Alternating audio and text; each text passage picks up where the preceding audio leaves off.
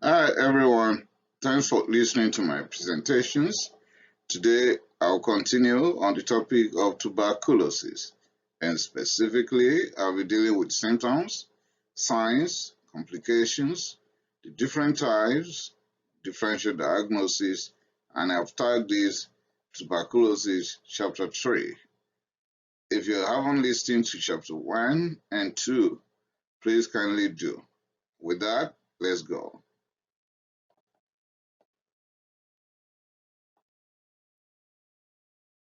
Tuberculosis should be the disease of the rich, and if someone will ask me why that, the reason is it costs a lot of money to be treated. But unfortunately, it is the disease of the poor. And you might ask me again, why that? Because most factors favoring its prevalency are associated with poverty.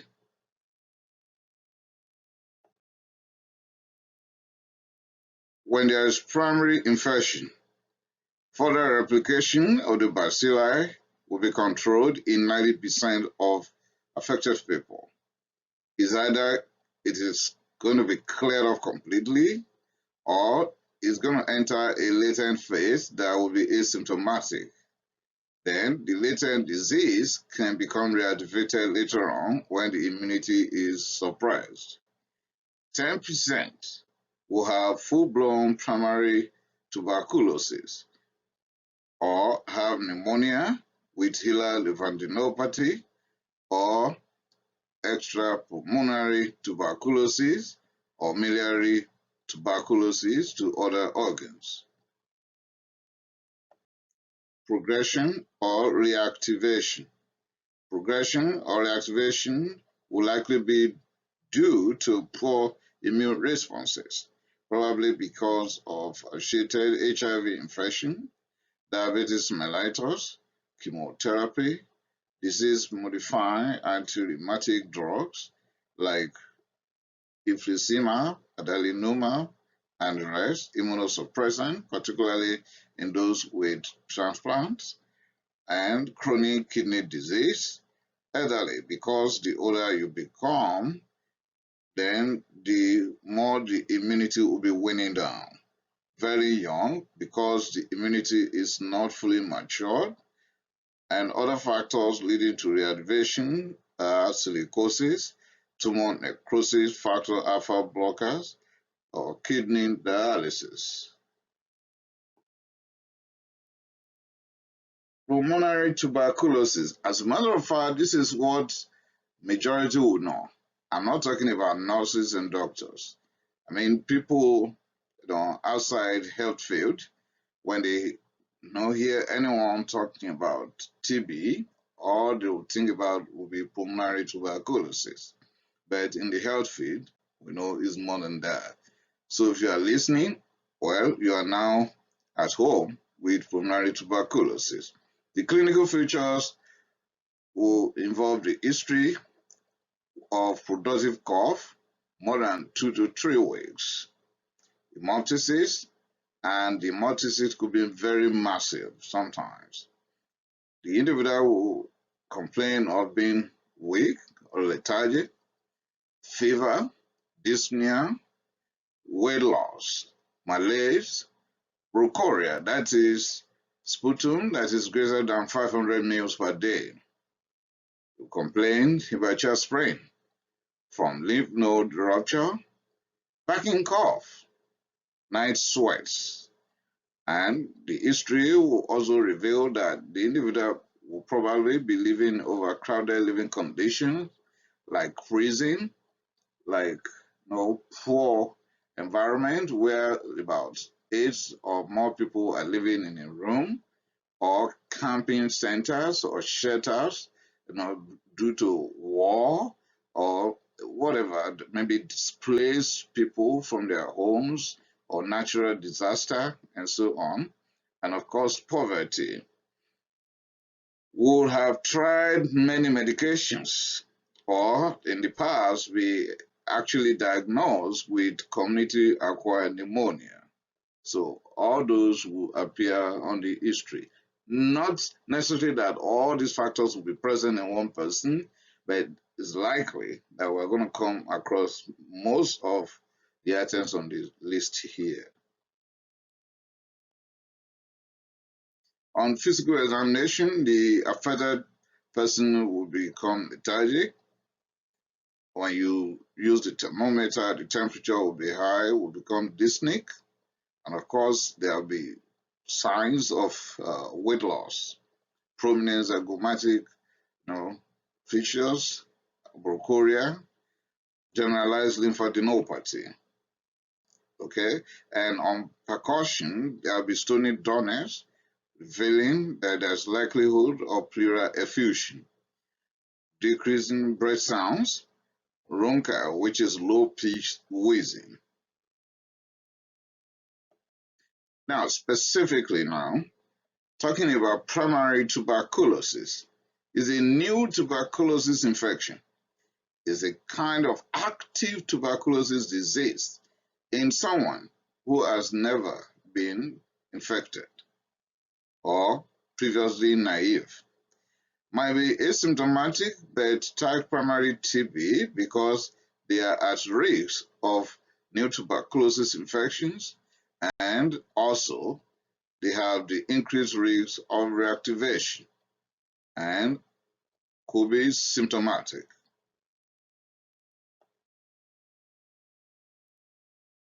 Radiologically, the chest X-ray might be normal in 10 to 20%.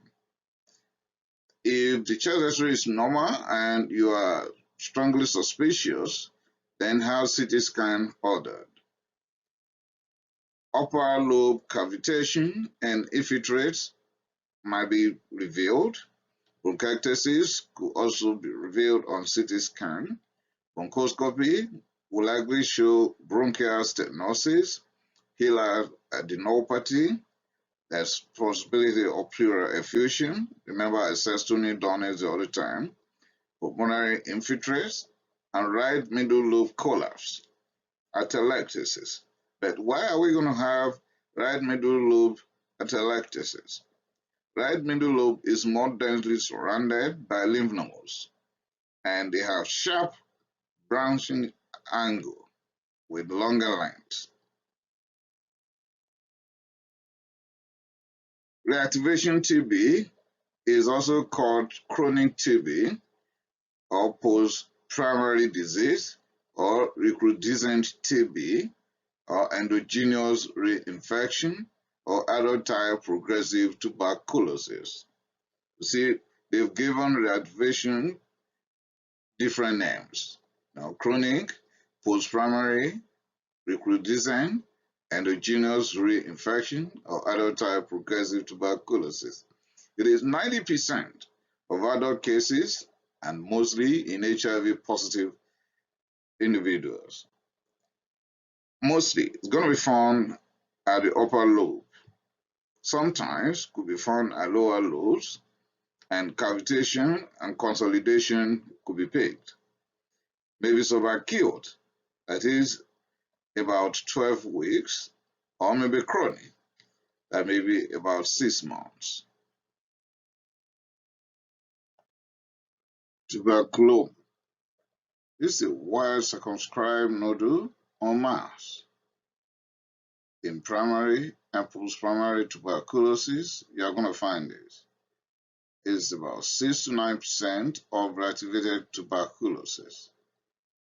It's formed from extension of bronchial pneumonia foci with necrosis and re-encapsulation. Single or multiple nodules are found in upper lobes. The diagnosis is possible with chest X-ray, CT, with fine needle aspiration cytology. Endobronchial tuberculosis. Before, we just say pulmonary tuberculosis, then we walk away. Now we have gone through each of the different parts of the lungs one by one. So in case of endobronchial tuberculosis, tracheobronchial tree will be involved. Mostly, it's going to affect the main upper bronchi. 5% will affect the lower trachea, Bronchoscopy will be the major route for making the diagnosis. It's likely going to be secondary to extensive pulmonary TB with cavitation. It could be lower lung field tuberculosis. Upper lobes mostly affected. Lower lobes reactivation or involvement of adjacent lymph nodes will be involved. Endobronchial TB could lead to the lower lobe field tuberculosis. Now, once it's going down the bronchial tube, it could go down to the lower lobe. Most of the time, it is spread from the upper lobe to the lower lobes, and of course, because mostly reactivation will occur at the upper lobe, at the apices of the lungs. Laryngeal tuberculosis. This leads to vocal cord paralysis, so the individual won't be able to sing melodiously anymore. The individual will have hoarseness of voice. Formerly, it was considered a terminal condition. In other words, when people in the past, when people are diagnosed with laryngeal tuberculosis, the doctors then would tell them to go and write their wills. But it's rare nowadays because of the good medications that we have. So INH, rifampicin or rifampin, ethambutol, pyrazinamide with pyridosine, and of course so many other second generation anti-TB medication, including fluoroquinolones and some aminoglycosides. So with that, we don't have that as death sentence anymore. We'll talk about HIV and TB in another presentation entirely. Okay, before now, I've been talking about the lungs, the apices, the upper pole, the middle lobe, the lower lobe, the bronchial, the larynx, it's all about lungs and the surrounding structure, the lymph node, the hilar adenopathy, and so on. Now, I want to get out of the lungs. So, we need to know that though tuberculosis might be majorly pulmonary problem, that is pulmonary tuberculosis, but from the lungs, other organs, other structures in the body could be affected. As a matter of fact, TB can affect any part of the body, including the skin, including the brain, the heart, the kidney, the liver, the gastrointestinal tract, and the bone. So let's go. Meninges can have TB meningitis. Affects the heart, now the layer, the pericardium, giving us TB pericarditis.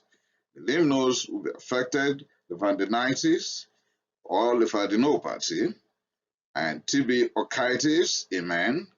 Port disease, that is spinal infection or tuberculosis spondylitis with osteomyelitis and arthritis.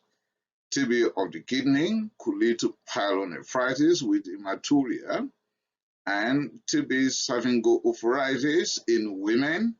Of course, cutaneous tuberculosis. In fact, I have a separate presentation on cutaneous tuberculosis, the way we're going to see that, and the way dermatologists will figure that out. That looking at the skin and the lesion presented, the diagnosis of TB could even be made even before doing any test. Gastrointestinal tuberculosis could lead to gastrointestinal tract ulcerations and bleeding or diarrhea. TB could affect the adrenal gland, leading to Addisonian crisis, and tuberculoid tenosynovitis. TB in hepatobiliary system can lead to obstructive jaundice, particularly when gallbladder is involved. And the peritoneum is not left out because TB could also cause TB peritonitis. You could see TB can affect all organs in the body. Just a quick recap that we have pulmonary tuberculosis affecting the lungs, and that is going to be the largest site of tuberculosis infection. Then, of course, we've gone over primary tuberculosis and reactivation. We've talked about bronchial TB, laryngeal. We've mentioned extrapulmonary tuberculosis affecting virtually all organs in the body. Now, there's miliary tuberculosis. That is going to be millet-like, widely spread tuberculosis bacilli in many organs. I'm going to have a separate presentation of miliary tuberculosis later, because miliary tuberculosis, though it is extrapulmonary tuberculosis, but the lungs itself could have miliary tuberculosis. So miliary tuberculosis is in between pulmonary tuberculosis and extrapulmonary tuberculosis because it's millet-like. It's almost a radiological definition of TB that spread very widely, affecting different organs, including the lungs itself. What are the possible complications? There is possibility of hemoptysis that could be massive, even leading to hypovolemic shock, anemia, and death. Pneumothorax is possible, pulmonary or pleural effusion, or empyema thoracis. Atelectasis, we said the collapse of right middle lobe, bronchiectasis, malignancy, that is lung CA, aspergillosis, respiratory failure, hypovolemic shock, or anemia. Still on complications, we could run into pulmonary gangrene, fistula, vocal cord paralysis leading to hoarseness of voice. And in the past, when someone is diagnosed with tuberculosis and start having hoarseness of voice, that is vocal cord paralysis, then death sentence was already given. But it's no longer the case. Kudos to those pharmaceutical companies and the good people working there. We have so many medications we can use right now. By the time we'll be dealing with treatment, I will make mention of all of them one by one. Bronchiectasis, that is endogenous calcified material within trachea and bronchial tree. Okay, and we could have septic shock, and of course, possibility of increased venous thromboembolism, DVT, and pulmonary embolism. You can check my channel for that as well. And unfortunately, it could lead to death. Yes, death.